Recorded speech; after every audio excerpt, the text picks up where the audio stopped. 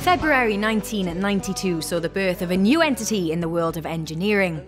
CMB, a business partnership between husband and wife Steve and Christine Borley, would create a new pathway to the contracting element of the industry as a business whose first year trading generated a £600,000 turnover from an initial investment of just £250. After securing its first client in J.R. Freeman's, CMB's network of connections and associates expanded vastly, landing projects for Cardiff University, Edwards Davis Constructions and J.R. Smart, all within just its first year of trading. The relationship with John Smart is now also in its 25th year, and CMB are honoured to be his contractor of choice. Soon to follow would be CMB's first £1 million order with Sir Robert McAlpine at the Daring Lines Army Camp, a contract that came with a significant vote of confidence for such a young company. The name and reputation of CMB was now quickly growing. Word about the company's clear and innovative outlook on the industry was spreading rapidly, and soon the likes of AMI Construction and E. Turner & Sons were introduced as new clients. Resultant of the bolstering effects of their network expansion, CMB began to undertake larger and more prestigious projects, with turnover naturally continuing on an upward trend. And by 1995, the company won the contract for the Celtic Manor golf course, a project that would be the beginning of a long-standing partnership between both parties, and one that's still going strong to this day. At this stage, the business reached a crossroads as the turnover had grown to £5 million, so it was decided to form a limited company, keeping the brand and the values of the partnership. This coincided with the award of the flagship Celtic Manor Resort project. This was a big step in the evolution of CMB, and it was aided with the introduction of Tony Passmore into the business.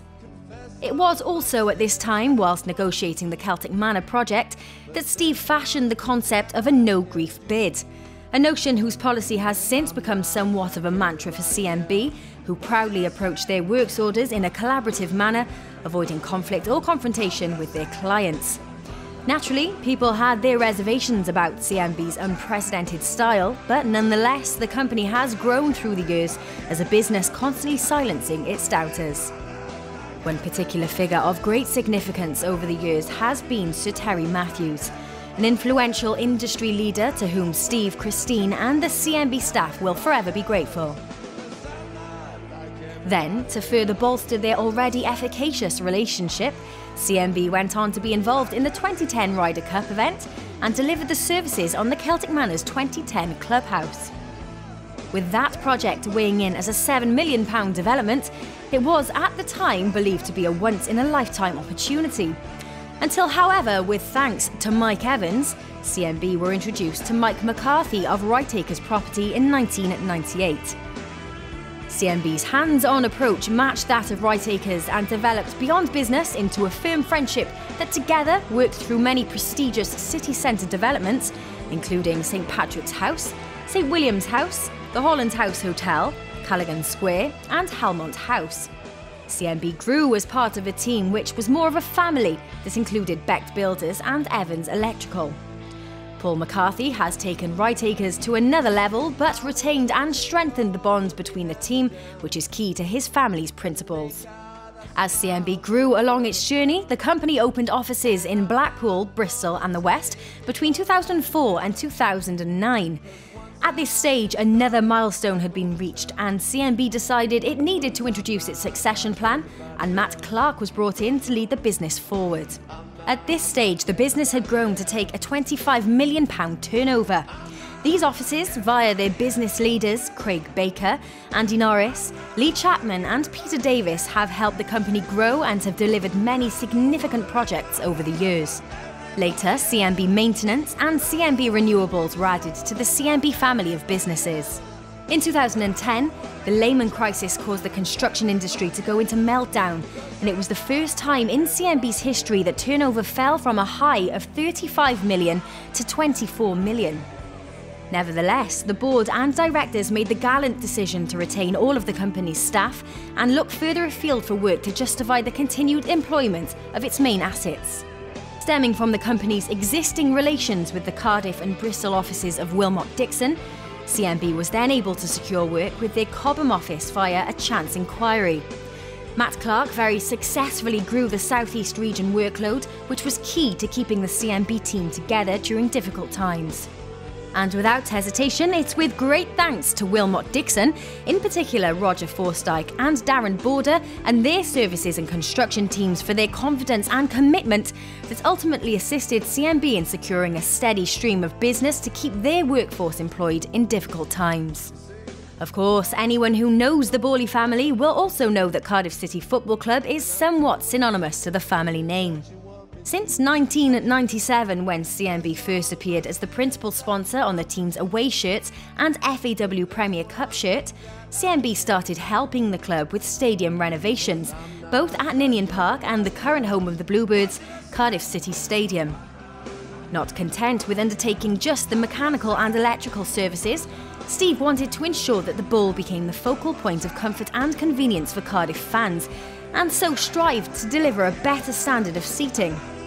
To that end, CMB then became the world's first mechanical contractor to supply and fit stadium seating. Upon completion of the stadium's development, CMB went on to better the provision of sports facilities in Cardiff with the construction of 3 House of Sport developments and the renovation of Cardiff Athletic Stadium with the inclusion of a new state-of-the-art air dome. So what does the future hold for CMB? Well, it has an incredibly prosperous future, and with reference to the company's train and retain policy, its most valuable asset, its workforce, is ever growing. Current projects to mention include the new BBC headquarters and Plot 2 Central Square with Right Acres ISG, Building 3 Tyndall Street for John Smart, the new world technology leading IQE semiconductor plant in Newport, Bristol University, Finzel's Reach, Kingston University Hoe Valley School and the new Easton High School, where Steve is a governor. There are actually over 50 live contracts, resulting in a turnover for 2017-18 of £80 million. Amongst the many projects that are due to commence in the very near future are Plot 6 and 7 Central Square, Building 4 Tyndall Street, Western High School, Celtic Manor Conference Centre Treforest offices, IQE Phase 2, Nexus, University of Greenwich and many more, so the future is bright and the future is blue. To conclude, a special mention must go out to the clients and contractors of CMB, including Right Acres, JR Smart, IQE, the Celtic Manor, Sir Robert McAlpine, ISG and Wilmot Dixon, Kia, Becht and Sisk. CMB has become the undoubted success that it is today through its dedicated staff and loyal clients over a quarter of a century's worth of hard work, defined by a clear vision of an innovative way of delivering engineering services. The company, named after Christine Margaret Borley, has come a long way from humble beginnings, but there's still so much more to achieve yet as we dare to dream. 25 years strong thus far, here's to another 25 and many more.